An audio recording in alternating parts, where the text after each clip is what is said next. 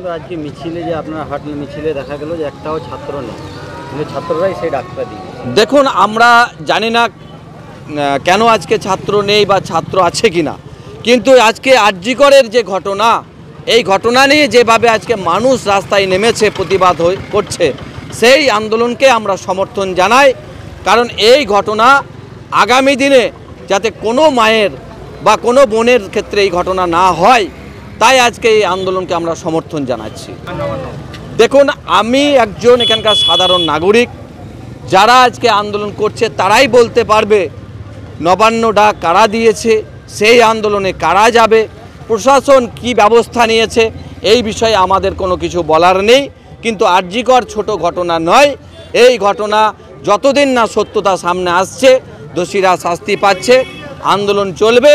আমরা আন্দোলনকে সম্পূর্ণভাবে সমর্থন জানাই। তাহলে কি আপনারাও কি ধসায় রয়েছেন যে কে এটা করেছে? দেখুন, এই ব্যাপারে আমরা বলতে পারি না, কারণ আমরা সাধারণ নাগরিক হিসাবে আমাদের দায়িত্ব, আমাদের বোন ধর্ষিতা হয়েছে, খুন হয়েছে, তার বিচার চাই।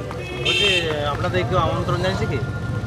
এখনও পর্যন্ত সেই ধরনের কোনো আমন্ত্রণ পাইনি, কিন্তু আজকের যে আন্দোলন এবং আগামীতেও কোনো আন্দোলন যদি আমাদের এখানে হয়, এই ধরনের ঘটনা নিয়ে নিশ্চিতভাবে তাদের পাশে থাকব।